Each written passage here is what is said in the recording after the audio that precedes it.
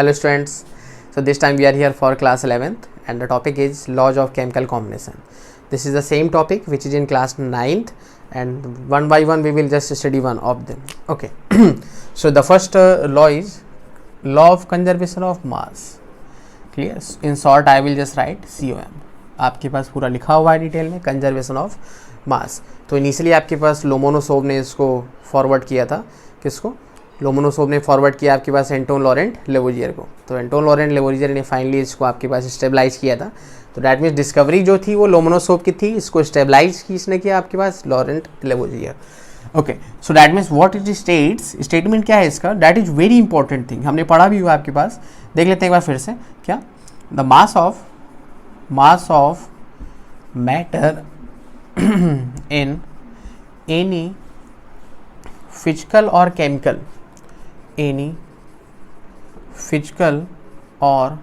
chemical changes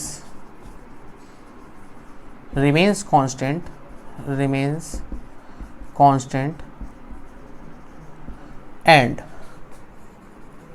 independent of and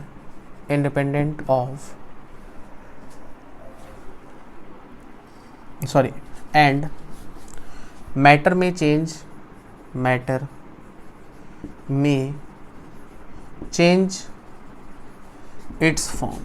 clear? Form का मतलब जो अपनी फिजिकल स्टेट है वो मैटर क्या कर सकता है? आपके पास चेंज कर सकता है.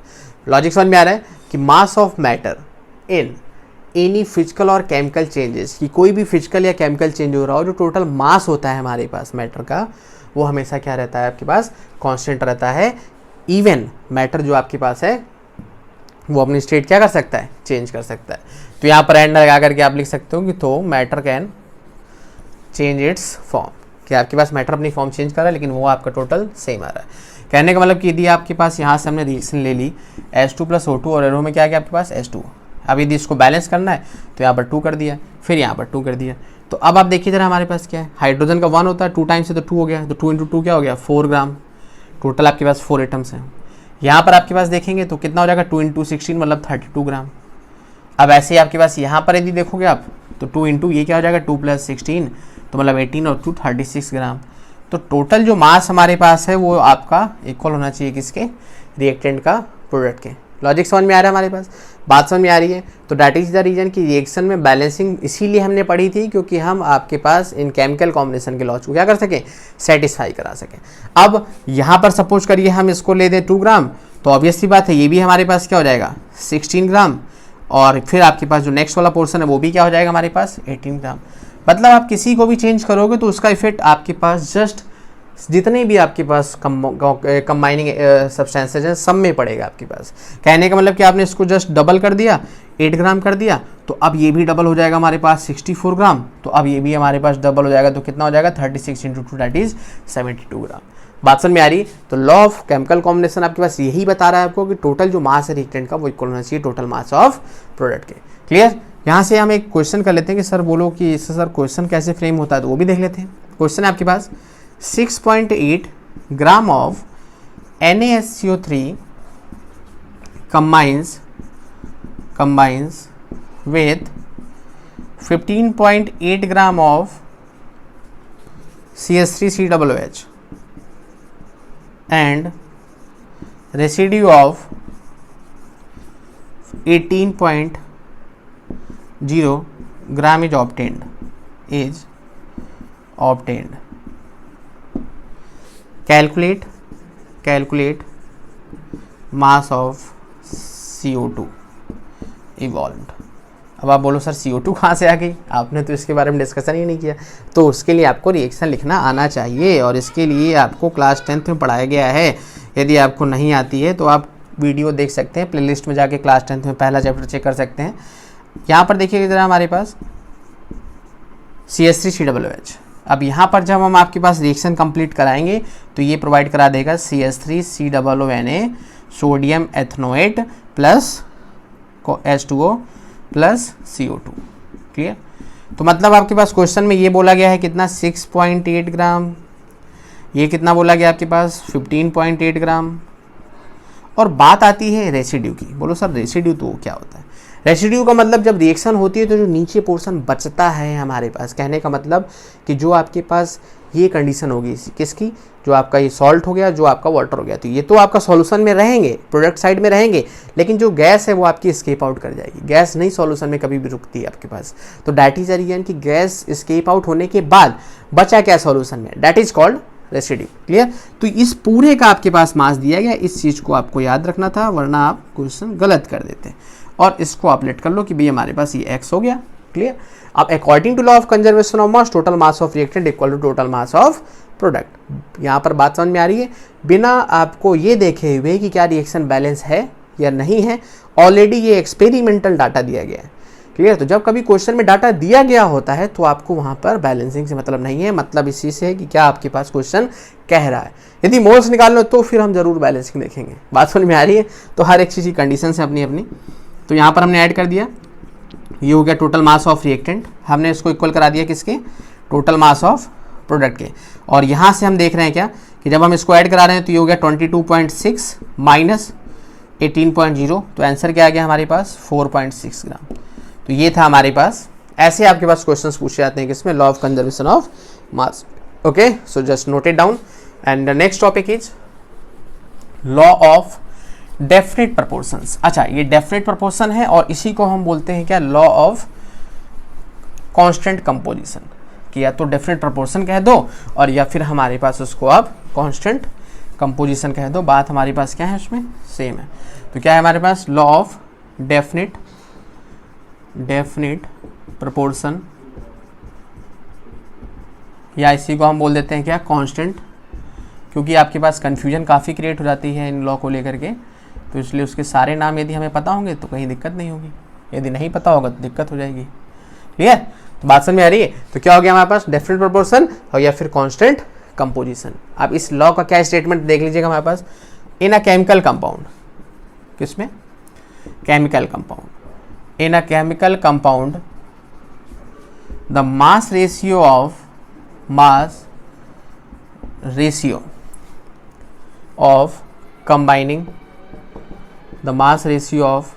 combining element is always constant and independent of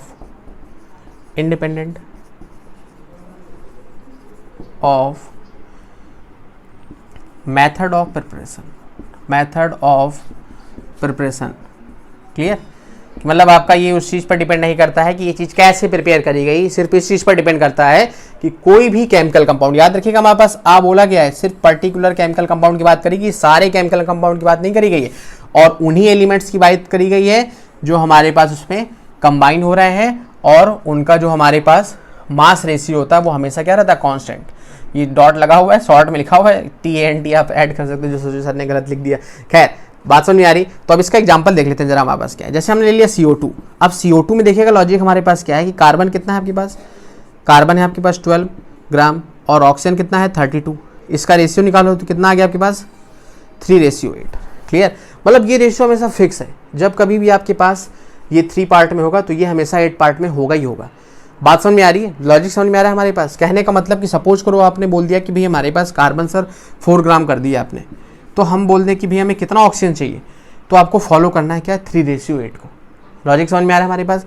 कहने का मतलब कि आपके पास इसको जस्ट इक्वल कर देना है किसके, 3x के, क्योंकि हमने पढ़ा होगा कि टोटल क्या होगा 3x + 8x, तो मतलब आपके पास 3x की वैल्यू क्या कर दी गई 4 ग्राम, तो x की वैल्यू क्या हो जाएगी 4/3। ये सबसे शॉर्टेस्ट मेथड है आपके पास, याद रखिएगा 4/3 ग्राम।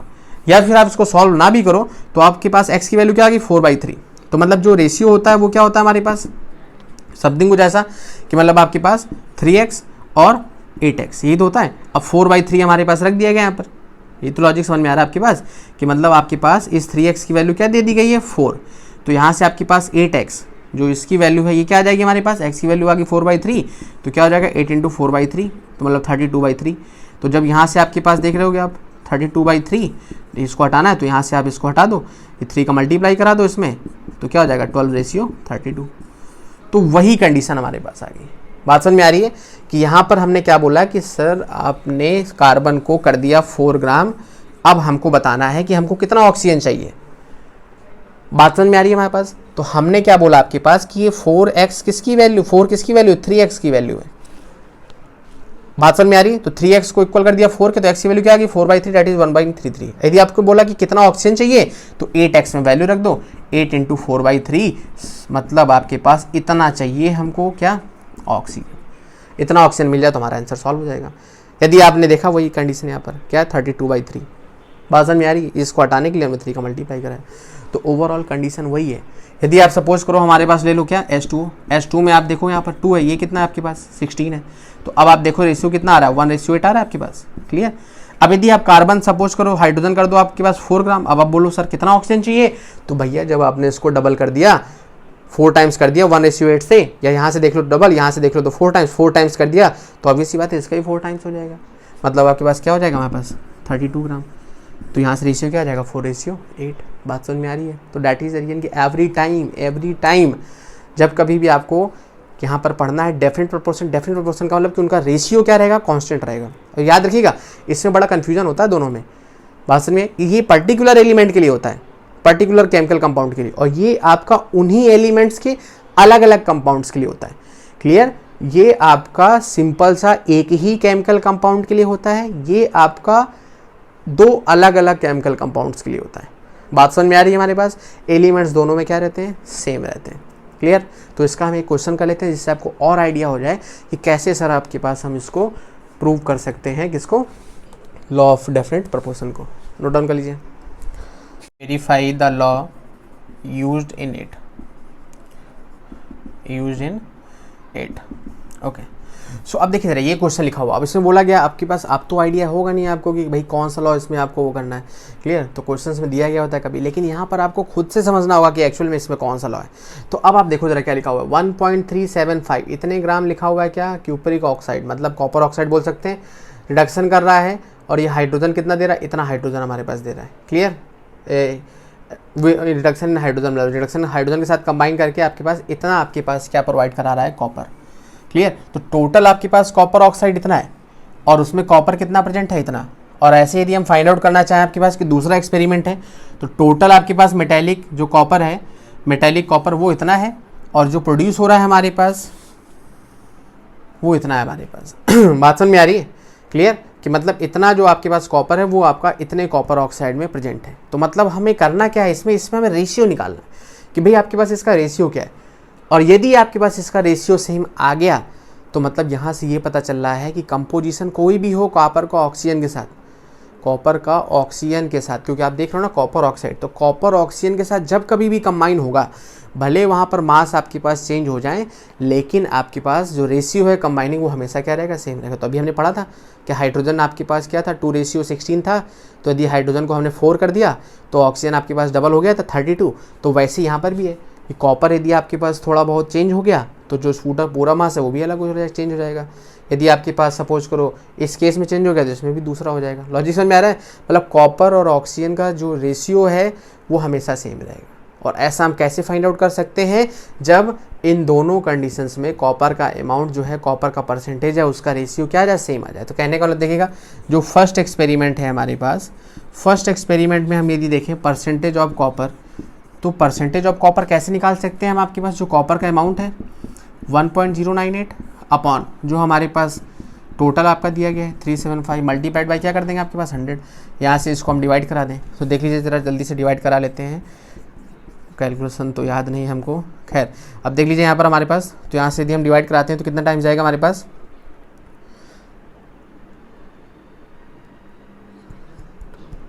ओके तो 7 टाइम्स, आई थिंक 7 टाइम्स जा सकता है। ओके तो 7 5 35, 3 टाइम्स आपके पास 7 7 49 52 5 6 9। ओके तो आप देख लीजिए यहाँ पर कितना बचा आपके पास 5 7 2 5, यहाँ पे क्या हो गया 8 6 2, और यहाँ पर आपके पास आ गया 1। क्लियर? आफ्टर दैट यदि हम एक बार और जीरो आपका कैरी आउट कराते तो आई थिंक ये आपका 9 टाइम्स भी जा सकता है, या 9 टाइम्स जा सकता है आपके पास। 6 आपका कैरी हो गया 33 3 9 3 12। ओके कैंसिल आ गया आपके पास 5 के बाद आपका 7 आफ्टर दैट यहाँ पे आपका 4 3 1, और ये आपका कंप्लीट हो गया।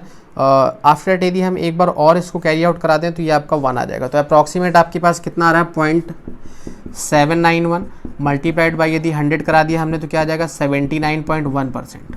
क्लियर, ये हमारे पास आ रहा है पहले वाले एक्सपेरिमेंट में, फर्स्ट एक्सपेरिमेंट में। यदि हम बात करें आपके पास कि सेकंड एक्सपेरिमेंट में भाई हमारे पास क्या परसेंटेज आ रहा है, तो सेकंड एक्सपेरिमेंट में देखिए जरा आप, यहाँ पर मेटेलिक कॉपर कितना है 1.179 और जो टोटल आपके पास कॉपर ऑक्साइड है वो कितना है 1.476 मल्टीप्लाइड बाई क्या करा देंगे हम आपका 100, पॉइंट आपके पास कैंसिल आउट हो जाएंगे तो 1476 फिर आपका 1179 में डिवाइड यदि हम करा देते हैं तो पॉइंट हो गया 0 और आई थिंक ये आपका हाँ 7 टाइम्स चला जाएगा। ठीक है, ठीक है 3 5 आपका ओके 3 ओके, फिर आपकी डेट यहाँ पर आपके पास क्या बचा 5 7 3 4 1 ओके नो प्रॉब्लम। देखिए ज़रा कितना ऑलमोस्ट एग्जैक्ट कैलकुलेशन थी। आफ्टर डेट आई थिंक यहाँ पर हमने एक 0 कैरी करा लिया। ओके 9 टाइम्स 10 टाइम्स हो जाएगा नहीं, 9 से आपके पास 5 रिमेनिंग ओके 6 ओके ये आपके पास ऑलमोस्ट समथिंग कुछ ऐसी कंडीशन। यहाँ से आपके पास क्या गया 6, यहाँ से आपके पास 7 8 9, यहाँ से आपका 4 में 2 रिमेनिंग, यहाँ से आ गया 1 आपके पास। फिर आपके एक 0 और कैरी आउट करा सकते हैं तो यहाँ से हमारे पास ये आ जाएगा आपके पास 7 टाइम्स ओके। तो मतलब यहाँ से आपके पास क्या आ गया 79.7%। तो अब आप देख रहे होंगे कि अप्रॉक्सीमेट जो परसेंटेज है वो क्या है सेम है। बात समझ आ रही? तो भले ही आपके पास ऑलमोस्ट कंपाउंड्स में जो मास है उनका वो अलग अलग हो गया हो, यहाँ पर मास था 1.375, यहाँ पर हो गया 1.476, लेकिन जो आपके पास कॉपर ऑक्साइड में कॉपर प्रेजेंट है वो दोनों में रेशियो उसका क्या है सेम है। और जब आपके पास उनका कंपोजिशन सेम है मतलब प्रोपोर्शन उसका सेम है तो हम कह सकते हैं आपके पास कि ये लॉ ऑफ डेफिनेट प्रोपोर्शन को सेटिस्फाई करा रहा है। लॉजिक समझ में आ रहा है हमारे पास? तो आपके पास कंपाउंड दिए गए होंगे, उसमें से कोई एक एलिमेंट दिया गया होगा तो उस एलिमेंट का पूरे कंपाउंड के मास में परसेंटेज निकालो दोनों एक्सपेरिमेंट्स में, और यदि वो परसेंटेज सेम आ रहा है इसका मतलब साफ है कि वो आपका लॉ ऑफ डेफिनेट प्रोपोर्शन या फिर constant proportion. I think it is clear, समझ में आ गया? Okay so just note it down. आ जाते हैं नेक्स्ट आपके पास थर्ड नंबर लॉ पे, and that is multiple proportion, law of multiple proportion. देखिए कैलकुलेशन फास्ट होनी चाहिए, उसका कोई आपके पास शॉर्टकट नहीं है। ऑलमोस्ट यदि आप सोचो कि हम ये कर लें तो कैलकुलेशन ईजी हो जाएगी, तो प्रैक्टिस पे डिपेंड करता है। क्लियर? कितनी अच्छी आपकी मैथ रही है, और मैथ तो अच्छी है हमारी। खैर अब आप ये मत पूछो केमिस्ट्री क्यों पढ़ा रहे हैं, इंटरेस्ट है अपना अपना, ज़रूरी नहीं कि सारी चीज़ें अच्छी हों तो सारी पढ़ाई जाए। खैर तो देख लेते हैं क्या हो जाता है हमारे पास। Law of multiple proportion, clear? ये हमारे पास ऑलमोस्ट है। अब इसमें स्टेटमेंट देख लेते हैं। When two elements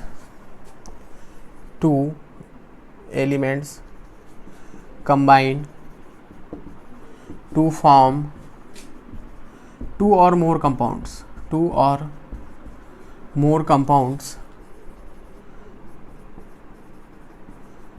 then the different masses of one element which combines with a fixed mass of other element occurs a simple whole number ratio। Clear? बात समझ में आ रही है हमारे पास? अभी इसमें कुछ नहीं समझ में आया होगा तो इसको देख लेते हैं ज़रा। अभी इसको लेने दो, डेफिनेशन रहने दो। अभी आप हम वर्कआउट करते हैं किस पे, एक एग्जांपल पे। तो जैसे सपोज करें हमने लिया आपके पास CO और हमने लिया क्या आपके पास CO2। अब इसमें देख रहे हो कि आपके पास ये कितना है 12 ग्राम, और ये कितना आपके पास 16 ग्राम, ये कितना आपके पास 12 ग्राम, और ये कितना आपके पास 32 ग्राम। तो अब आप देखिए ज़रा इसमें क्या है कि ये आपका एक फिक्स मास है इसका, कि दोनों ही कंपाउंड में जो कार्बन है वो फिक्स अमाउंट में है, ये भी 12 ग्राम ये भी 12 ग्राम। जो उसमें कंबाइन हो रहा है ऑक्सीजन उसका मास डिफरेंट है। तो उसमें ये बोला गया है कि जब different masses of one element, दो डिफरेंट मास का जब सेम एलिमेंट, मतलब यहाँ पर वही एलिमेंट 16 ग्राम है, यहाँ पर वही एलिमेंट 32 ग्राम है, एक fix amount of other element से कंबाइन होता है। फिक्स अमाउंट है आपके पास दोनों एलिमेंट्स का, यहाँ पर कार्बन कार्बन दोनों का फिक्स अमाउंट है, के साथ कंबाइन होता है, तो जो मास रेशियो होता है हमारे पास डिफरेंट एलिमेंट्स के जो मास होते हैं वो आपके पास एक सिंपल रेशियो बियर करते हैं। कहने का मतलब आपके पास 1:2। यदि हम बात करें आपके पास कि सपोज करो आपके पास बोला गया CuO और बोला गया Cu2O, क्लियर। तो कॉपर कितना हो गया 63.5, ऑक्सीजन कितना हो गया 16।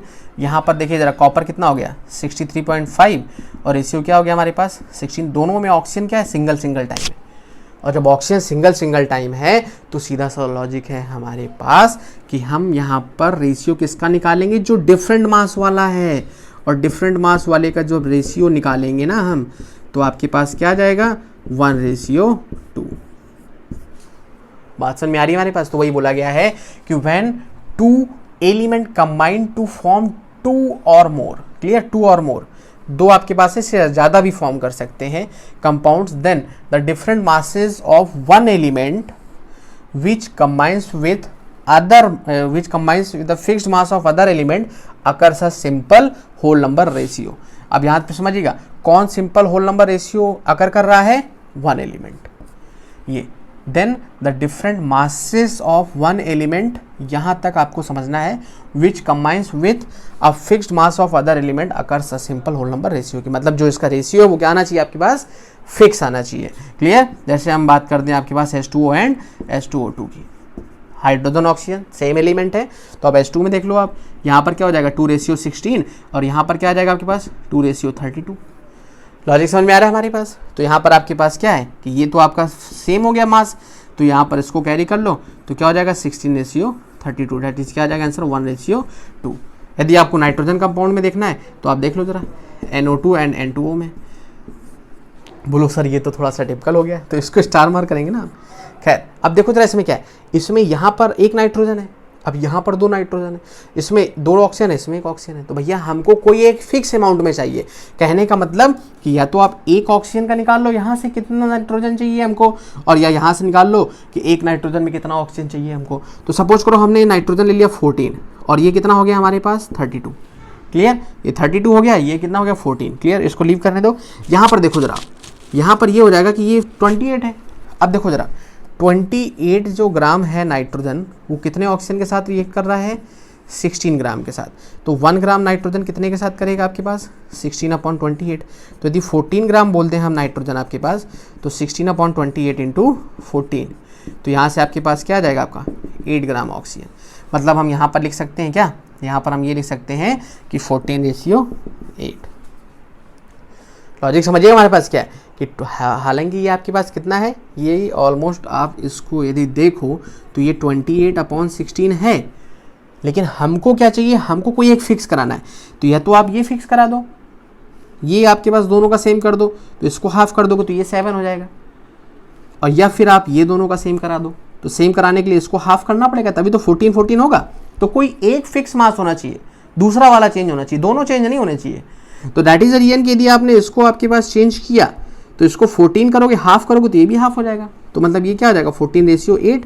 तो जो 8 और 32 का रेशियो होगा वो सिंपल रेशियो होगा, मतलब आपके पास कुछ ऐसा 4:1। तो ये इंपॉर्टेंट था, नोट डाउन कर लीजिए। आई थिंक समझ में आ गया होगा। अब हम इसका एक क्वेश्चन करेंगे जिसमें आपको ये समझ में आएगा कि एक्चुअल में क्वेश्चन कैसे फ्रेम होते हैं। तो सबसे इंपॉर्टेंट क्या है, question. Okay, so just note it down. The law used, clear. केवल हमें इसमें वेरीफाई करना है कि कौन सा लॉ आपके पास यूज किया गया है। तो सीधा सा लॉजिक है आपके पास। अभी यहाँ पर क्या हो रहा है कि जब हम सीक्वेंस बाय सीक्वेंस करा रहे हैं तो आपके माइंड में है कि भाई ये आपने लॉ पढ़ा है तो इसके बाद ये वाला एग्जाम्पल होगा, तो मतलब यही वाला होगा कहीं ना कहीं से। लेकिन जब एग्जाम में आ जाए तो हम उसको कैसे समझेंगे, वहाँ तो सीक्वेंस नहीं आइडिया होगा ना। तो that is the reason, just understand the concept, कैसे आपको बताया जा रहा है कि कैसे आइडेंटिफाई करना है। तो यहाँ पर देखिए जरा क्या है, कार्बन ऑक्सीजन 2 कंपाउंड्स है, फॉर्म 2 कंपाउंड्स। यहीं से आपको समझ में आ गया कि 2 कंपाउंड फॉर्म कर रहे हैं, इसका मतलब आपके पास वो लॉ ऑफ मल्टीपल प्रोपोर्शन है। और उसका लॉजिक क्या होता है, एक का मास फिक्स करो, दूसरे का जो चेंज हो रहा है उसका रेशियो निकाल दो। यदि वो होल नंबर में आ रहा है तो मतलब ये इसको सेटिस्फाई करा रहा है। बात समझ में आ रही है। तो दैट मींस आपके पास the carbon content in one of these. तो मतलब फर्स्ट वाले एक्सपेरिमेंट की बात कर लें हम, यदि आपके पास, तो कार्बन आपके पास कितना है, वहाँ पर कार्बन आपके पास है 42.9 ग्राम। हमने बताया था जितना परसेंटेज होता है वही आपका उसमें ग्राम में ले लिया जाता है। फिर यदि हम इसमें बोलें कि भाई कार्बन और ऑक्सीजन 2 ही चीज़ें हैं, तो ऑक्सीजन कितना हो जाएगा 100 माइनस जो आपके पास 42.9 है, तो मतलब यहाँ से आपके पास कितना हो जाएगा ऑलमोस्ट इसको यदि हम सब्ट्रैक्ट करा देते हैं आपके पास, तो ये आपके पास हो जाएगा ऑलमोस्ट 57.1 ग्राम। कोई प्रॉब्लम यहाँ पर? क्लियर? तो अब आप देखिए जरा हमारे पास क्या है कि 42.9 ग्राम जो हमारे पास है, 42.9 ग्राम जो कार्बन है आपके पास, वो आपके पास कितने के साथ कंबाइन हो रहा है? 57.1 ग्राम क्या ऑक्सीजन के साथ, इतने के साथ कंबाइन हो रहा है।